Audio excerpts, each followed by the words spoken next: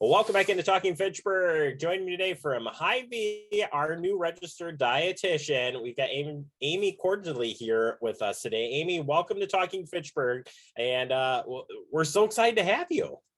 Thanks, Jeremy. I'm excited to be here too. You are the dietitian for the Madison area right now, and first and foremost, before we talk about Heart Healthy Month, which I'm so excited to talk about, let's just get to know you for a second. We want people to know who you are because you might have the chance to interact with some of the folks out there. So Amy, let's get to know you. All right. So yes, I am a registered dietitian. This is actually a second career. I'm a career changer. I started off in publishing. So people in Wisconsin actually might know I started off as a copywriter for Nancy's Notions. So wow. With Nancy, if any of you are familiar with that show, that's how I got started out. So I was in publishing for a while and then went back to school and made the switch to dietetics. So I've been a dietitian now for 8 years and I've been with Hy-Vee for 7. So. Well, awesome. We're happy to have you here, and we're going to be talking different health segments as we've done with Hy-Vee over the years, and it's great to have a dietitian attached with each of the stores out there. So we're excited for that. And this month is Heart Healthy Month, and what a month to start with because it's a lot of information. You can go so many different directions here. But first and foremost, the awareness. Why is it so important that we do talk about this? And we should talk about it more because it's the ticker. I mean, come on. Right. It is essential to everyone's health. And I think really one of the most important reasons to talk about it is that if you can really spend some time on the preventative side, or if you have a family history of heart disease, or maybe you're even starting to exhibit some signs and symptoms, the sooner you can make some of those lifestyle changes and the sooner you can start to manage a chronic disease, your outcomes are going to be better. So like anything, if we can catch it soon, if we can do more preventative, you're likely to have better outcomes than if you catch it later on in the process. So important to focus on that, on the more preventative end of it. Yeah, and it affects everybody. I mean, this is one of those where somebody that has heart disease of some sort, and seeing here 1 in 4 deaths in the U.S. It can contribute to heart disease. So it's out there, and it's just hard to get into those dietary movements, if you will. But it's not so bad, right? There are so many great ways now that we can be heart healthy, if you will. Mm-hmm. Yeah, absolutely. And for a lot of people, I think, the approach can be negative, but I don't think it needs to be. So I think if we can approach it more from a positive aspect of what can I add to my diet, what things can I enjoy, as opposed to always taking such a negative approach of this is what I have to remove and this is what I'm not allowed to have anymore. And so I think really focusing on adding fruits and vegetables, adding healthy fats, and really making meals enjoyable and delicious is so important, because you don't want to have to feel, almost like you're being punished if you're trying to eat to improve your health. So I think taking that positive spin on it can help. Well, speaking of taking a spin on this, if you're going out and doing some shopping, that's the fastest and first way of addressing some of those things. You can make minor changes as you do shopping. What do you have for recommendations? Yeah, so, kind of some main things we try to focus on with heart health. A big one is sodium. I think a lot of people are aware of that. Sodium can affect blood pressure. So if you can reduce sodium, it's not a bad thing. And really for anybody, it's not a bad idea to reduce sodium.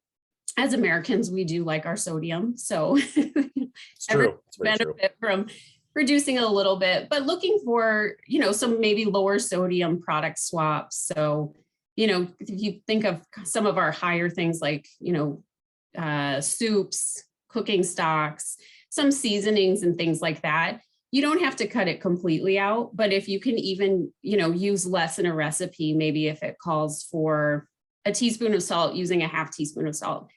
And little things like that, one little thing isn't going to change everything, but if you start doing a lot of little things like that across the board, eventually that will start to add up and overall reduce it. And the really good news about sodium especially is as you start to reduce it, your taste buds actually do adjust.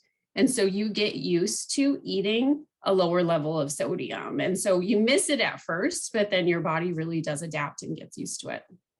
I have a hard time adapting to what you just said on that, but if it works, I mean, my gosh, that could be a huge thing that you're like, okay, well, I don't need it as much. This one too, given that we're in the wintertime, it can be hard to get some of the fresh vegetables, and it also can be hard to keep them stored. I like your tip here about buying frozen and canned when it's not available. It works. Yeah, absolutely. And even when they are available, sometimes I'll still rely on the frozen and canned.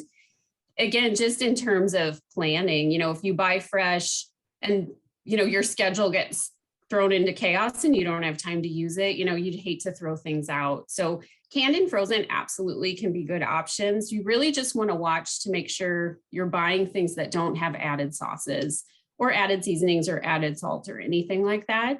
But yeah, I love, especially frozen, you can buy them, they'll stay good for a long time. And really great ways to keep getting those vegetables in your diet year round. Yeah, definitely. It's easy to do. It's a switch I made a couple of years ago, and it's been awesome. I think we eat more vegetables now. I always thought there was a lot of random stuff in the vegetable, but actually it's really helpful just in that front, not only on a planning phase, but just eating healthy anyways. Adding good fats, last one there that we can get to here for shopping. Doesn't always sound good when you say add good fats to your cart. Right. So you don't have to cut all the fat out of your diet. When we talk about, quote unquote, good fat versus bad fat, really focusing on plant-based fats. So those are going to contain more of what we consider heart healthy fats. So those unsaturated fats. So anything from cooking with a plant-based oil to things like avocado, which, I know they're a little scarce right now, but bounce back. So, if you like guacamole, if you like avocado, things like that, even hummus, which is a chickpea based dip, so again, if you're trying to add vegetables in and maybe you don't want to eat them plain, serve them with some hummus, put them with some avocado, something like that. So it can make them a little bit more palatable, but you're also getting some of that good fat in as well. Quickly on the buying healthy items, there is ways of knowing, but how do you know if a product is heart healthy? And there's a couple of ways of doing this.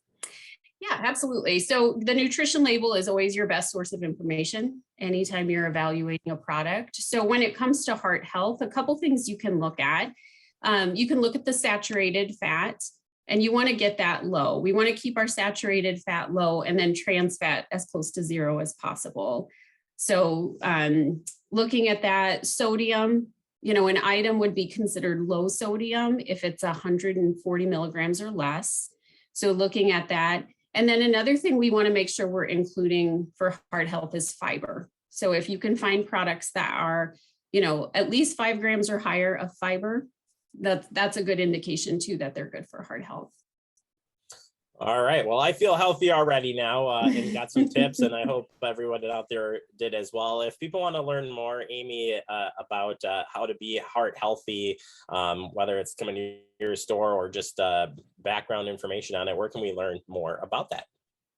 Yep. So the best place to find us is at Hy-Vee.com, and we have a dietitian page. You can go there and you can get linked with a dietitian in your area.